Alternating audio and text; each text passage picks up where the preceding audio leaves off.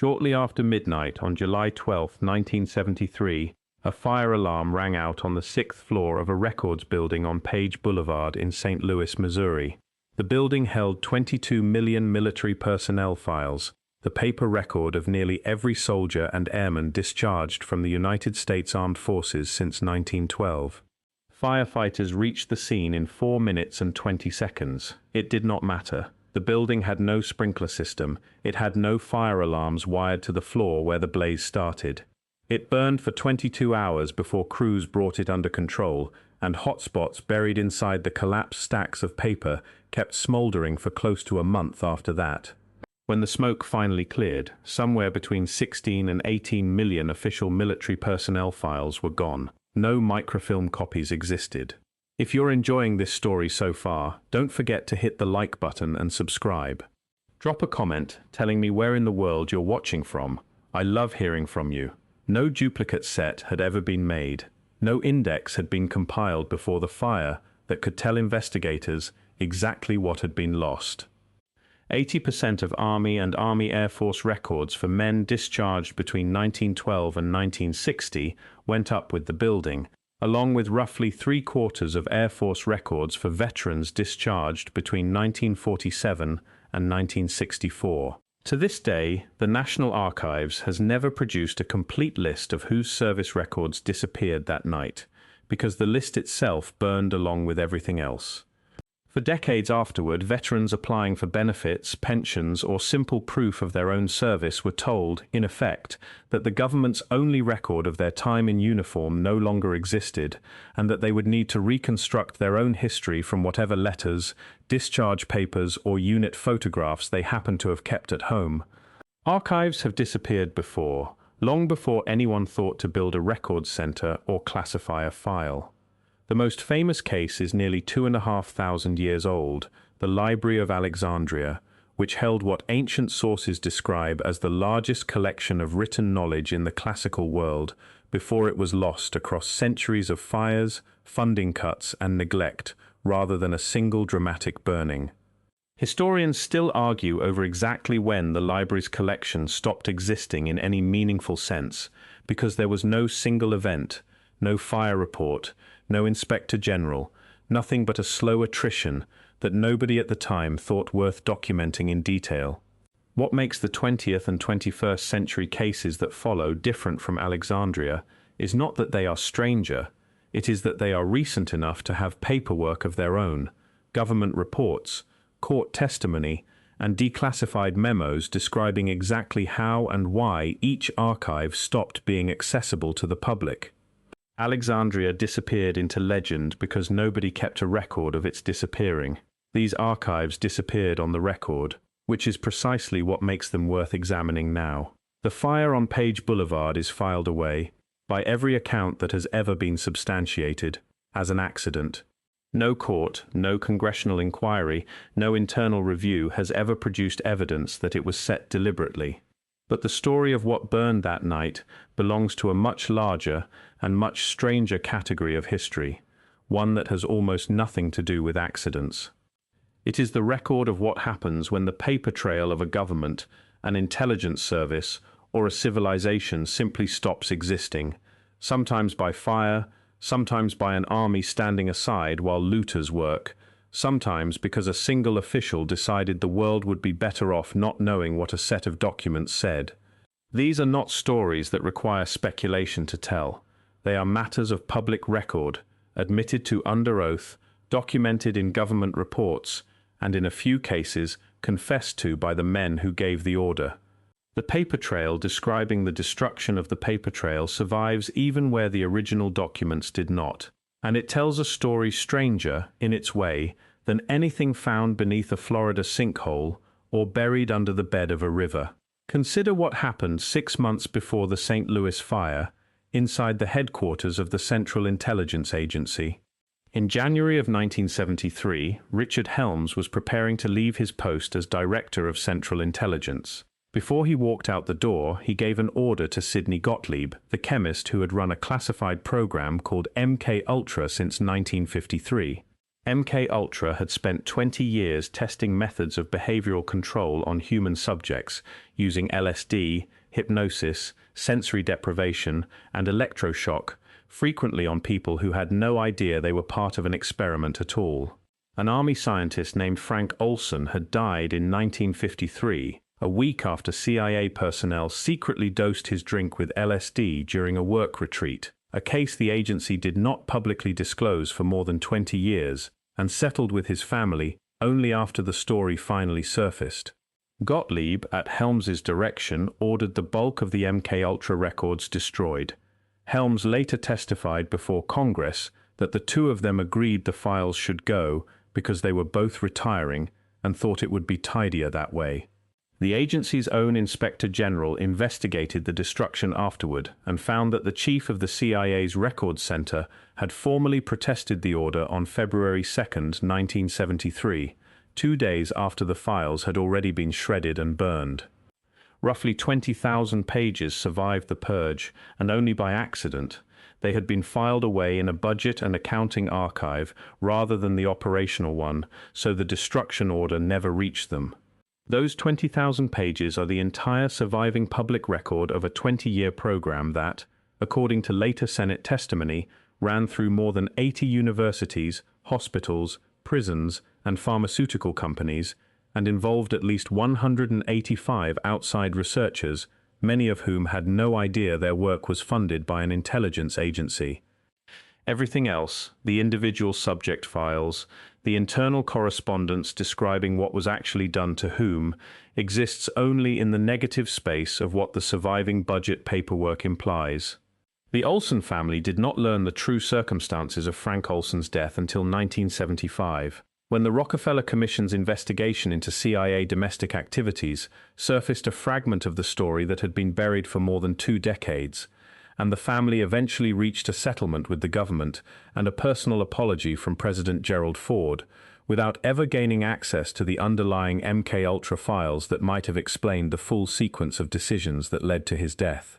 The following year, the Senate's Church Committee held its own hearings into the program, working almost entirely from the 20,000 surviving pages, because by the time Congress started asking formal questions, the primary evidence had already been gone for 2 years. Committee investigators were able to establish, from the surviving financial records alone, that MKUltra had run at least 149 separate sub-projects, a number that stunned even senators who had spent months preparing for the hearings, and yet in most cases the committee could only describe what a sub-project was funded to study, not what its researchers actually found or did to the people involved.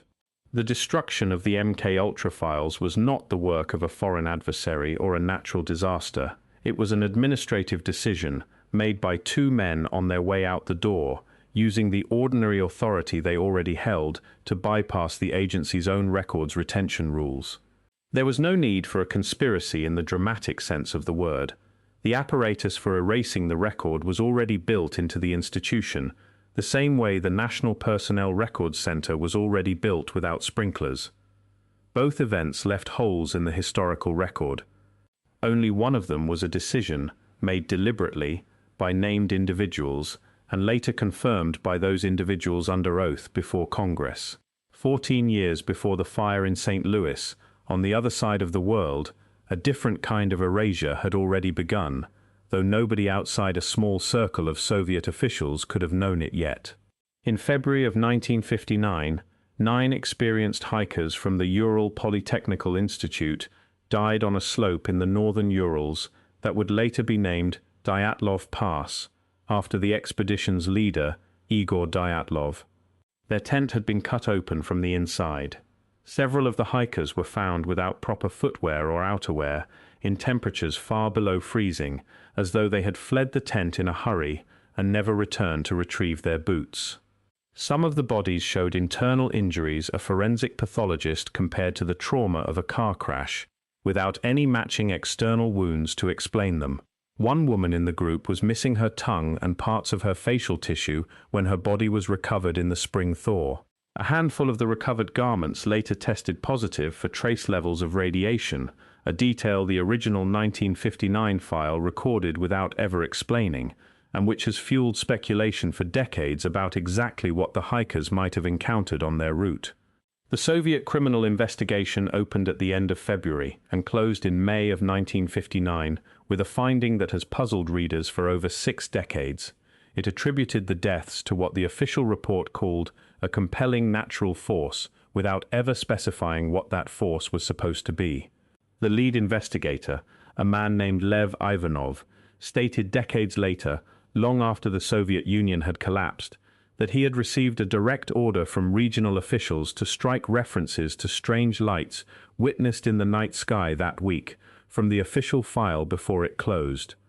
Once the case shut, the full investigative record was classified and placed in a restricted archive, and it stayed there for decades, unavailable to journalists, independent scientists, or the hikers' own surviving families. Ivanov did not speak publicly about the order he had received until 1990. Russian authorities did not formally reopen the case until 2019, 60 years after the deaths, and a 2021 study by researchers at ETH Zurich in Switzerland proposed a slab avalanche as the most probable physical cause, using computer modeling of the snow conditions at the site. That explanation has persuaded a good number of scientists and satisfied almost none of the public, in part because a physical model built 6 decades later cannot undo 6 decades during which the one document that could have settled the question sat locked in a government archive. What makes the Dyatlov file different from the MKUltra papers is that nothing was destroyed. The record still exists, word for word, exactly as investigators wrote it in 1959. It was simply put out of reach, for a length of time that outlasted the country that classified it in the first place. A file that a government seals is not the same act as a file a government burns, but the practical effect on the people trying to understand what happened is close to identical. In both cases, the public spends decades constructing an explanation out of whatever fragments happen to leak, while the people who could settle the matter with a single afternoon of reading choose, year after year, not to. If you're hooked on this story, make sure to subscribe and turn on notifications so you never miss an upload. Your support means everything and helps me bring you more emotional stories like this one. Some archives are not sealed quietly and are not lost to an accidental spark. They are destroyed in the open, in the middle of a war, while the people responsible for protecting them stand nearby and do nothing. In April of 2003, in the days after the fall of Baghdad, the Iraq National Library and Archive was looted and then set on fire. The institution held what its own director, Saad Eskander, later called the collective memory of the Iraqi state, land deeds, marriage and inheritance records, and the administrative paperwork of the Ottoman and Hashemite periods, some of it stretching back well over a century. Eskander estimated that around 60% of the Ottoman and Hashemite era documents, along with much of the material from the Ba'ath era, were destroyed inside of 3 days. Roughly a quarter of the library's printed book collection was looted or burned along with them. A separate institution nearby, the Central Arqaf Library, held a collection of Islamic manuscripts and Qurans going back centuries, including hand-copied volumes gifted by royal patrons generations earlier. It too was burned, and later assessments by library and archival associations estimated that around 90% of its printed books and roughly 40% of its manuscripts did not survive. A few miles away, the library of the University of Baghdad's College of Arts, holding a separate collection of roughly 175,000 books and manuscripts built up over decades, was reduced to ashes in the same wave of arson, a loss that receives far less attention than the National Libraries but represented, for the historians and students who relied on it, an equally total erasure of primary source material that had taken generations to assemble. American forces occupying the city in those weeks were nearby, and had been warned in advance, by UNESCO's Director General among others, that Iraq's libraries, archives and museums were at serious risk of exactly this kind of loss. Witnesses on the ground at the time have said soldiers did not intervene while the looting and burning of the National Library were underway, even as the nearby National Museum lost thousands of archaeological artifacts to the same wave of looting. Separately, and without public debate at the time, records belonging to Iraq's secret police apparatus, the internal surveillance files of a police state that had spied on its own population for decades, were removed from the country by American forces and transported to an archive at Stanford University, where much of that material remains housed today. The distinction is a stark one. Paperwork documenting a surveillance state was judged worth preserving and airlifting out of the country. Paperwork documenting the ordinary lives of Iraqi civilians, their land, their marriages, their family lines going back generations, was left to burn on the library floor. The National Library rebuilt its collection in the years that followed almost entirely through second-hand purchases from a single street of booksellers in Baghdad, Al-Mutanabbi Street, because there was no other practical source of replacement material for what had been lost. That street was itself heavily damaged by a car bomb in March of 2007, a second blow to the same fragile channel the library depended on to recover from the first one, killing more than 30 people and destroying stalls that had, in the years after the fire, become the closest thing Iraq had to a functioning national archive of its own lost literature. Not every disappearance in this story involves fire or a foreign war. Some records are withheld in plain sight by a government that has already promised, in writing and under law, to release them. In 1992, Congress passed the President John F. Kennedy Assassination Records Collection Act, ordering that the full investigative record of the 1963 assassination be made public no later than 25 years from the date the law took effect, a deadline that fell in October of 2017.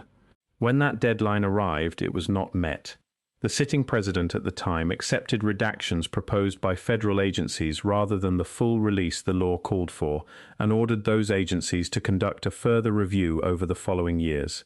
His successor issued further certifications in 2021, 2022, and 2023, each one granting agencies more time to withhold information from a collection that, by law, should already have been fully open to the public.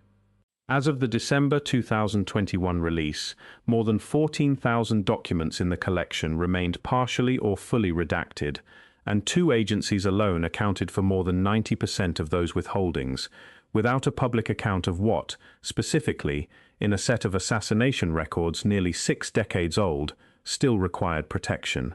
It was not until March of 2025, under a new administration and a new executive order, that the remaining classified material, close to 80,000 pages, was finally released without redaction. Even then, a separate category of records sealed under court order or grand jury secrecy, along with material governed by federal tax confidentiality law, remained closed, because unsealing those particular documents requires a judge, not a president. For 32 years, a set of records that Congress had already voted to make public sat behind redactions renewed by 3 separate administrations, one certification at a time, each renewal legal, each one still a choice. Researchers and non-profit archivists tracking the collection noted, after the 2022 release, that the 2 agencies most responsible for the remaining withholdings were not even part of the public review process that decided what stayed classified, meaning the bodies with the deepest institutional interest in keeping certain pages closed were also the bodies deciding whether to open them. It took a change in presidential administration and a new executive order in 2025, more than 3 decades after the original law passed, for that arrangement to finally end. There is a pattern across these 5 cases that has nothing to do with hidden chambers or classified doorways. It has to do with what institutions choose to protect and what they allow to disappear, and the choice is rarely announced as a choice. Nobody held a press conference in 1973 to say the MKUltra files would be destroyed before the public had a chance to review them. Nobody in the Soviet Ministry of Internal Affairs published a notice explaining that the Dyatlov Pass file would be inaccessible for the next several decades. The National Personnel Records Center was not built without sprinklers because someone wanted millions of veterans' service records to disappear. But in each case, once the paper was gone, the doors were locked, or the redactions were renewed, The institution responsible moved on with remarkably little urgency about what had been lost or withheld. The CIA's Inspector General investigated the MKUltra destruction internally and largely closed the matter within its own walls. The Soviet state simply filed the Dyatlov case away and let the silence do the rest. The Coalition Provisional Authority administering Iraq in 2003 did not treat the burning of the National Library as an emergency requiring an immediate response, even though the danger had been publicly flagged before the invasion began. And for 3 decades, the executive branch of the United States government treated a congressionally mandated deadline as a starting point for further negotiation, rather than a deadline at all. What survives in each case is almost always partial, and the partial nature of what survives becomes its own kind of evidence. The 20,000 MKUltra pages that escaped destruction, misfiled as financial paperwork, describe funding streams and institutional relationships without describing, in most cases, what was actually done to the human beings on the other end of that funding. Historians and journalists have spent 50 years using those fragments to reconstruct as much of the missing record as they can, cross-referencing university archives, hospital records, and the personal papers of researchers who took agency money, because the agency's own copies are gone. A fresh batch of MKUltra material, more than 1,000 pages, was released in the final weeks of 2024, more than 50 years after the originals were destroyed. A reminder that even a purge ordered by the director himself does not always erase everything a program touched.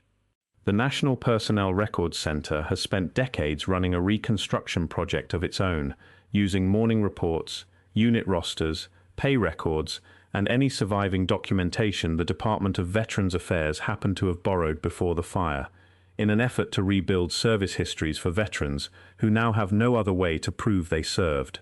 Staff assigned to that project still work through the backlog today, more than 50 years after the fire, piecing together records from institutions that happened to keep a copy nobody thought to ask for at the time.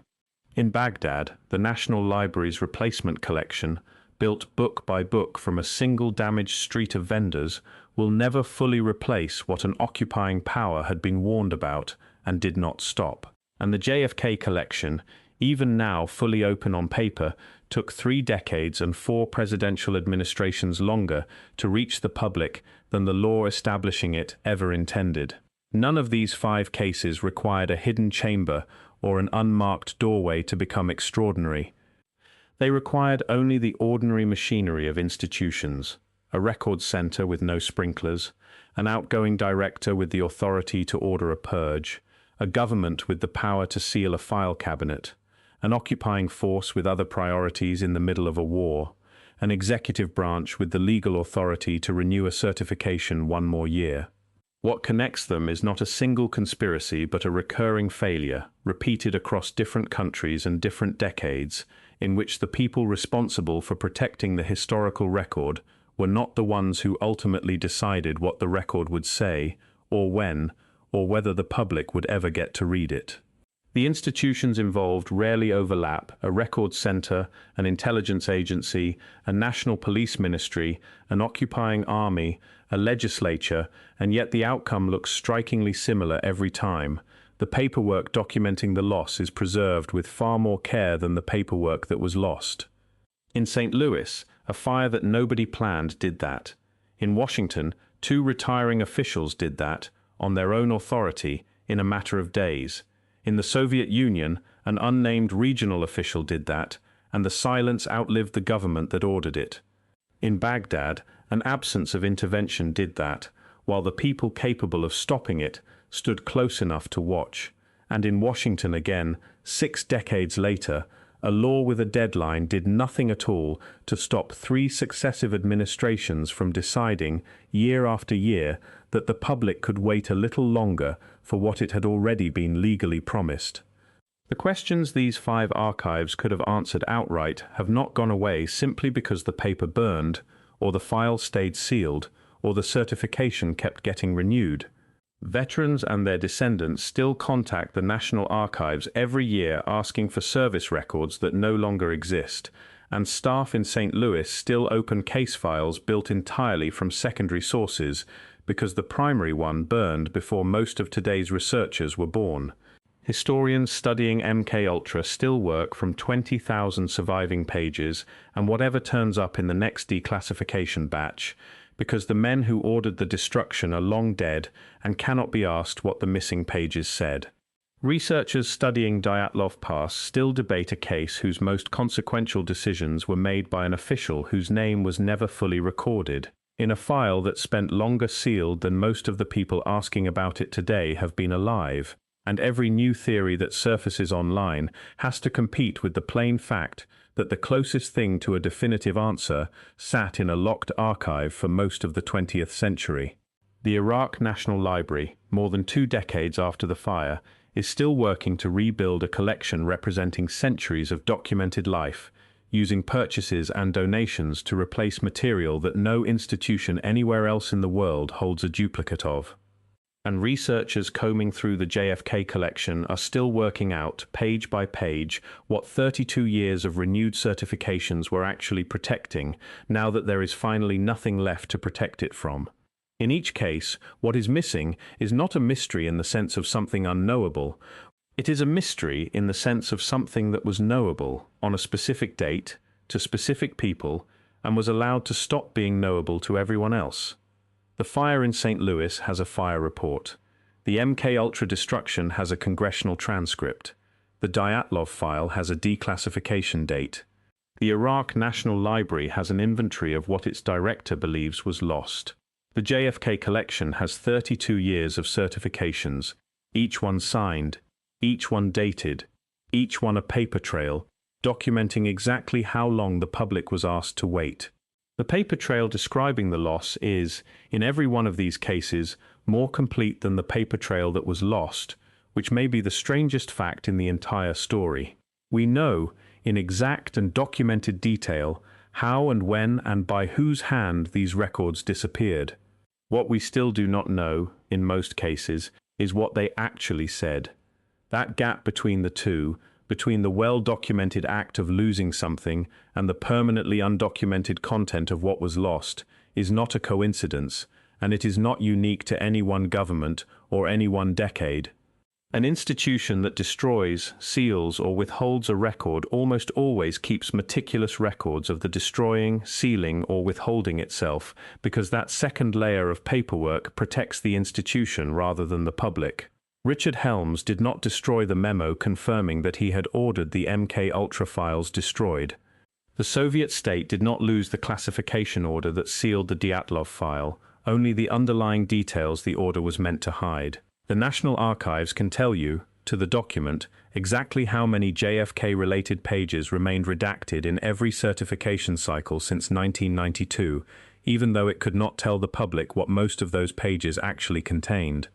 The record of the redaction survives because someone had to sign it.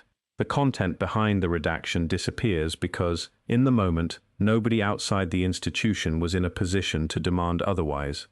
Multiply that pattern across enough archives, enough decades, and enough governments, and what remains is not a single missing document, but an entire second history, written in fire reports, congressional transcripts, declassification schedules, and library inventories, that exists only to describe the shape of everything the first history was not allowed to keep. Read closely enough, that second history is its own kind of record, an outline traced entirely in absence, and it is often the only version of events future researchers will ever get to work with. Thank you so much for watching until the end. If you loved this story, check out the other videos on your screen now. I think you'll really enjoy them. And don't forget to subscribe if you haven't already. See you in the next story.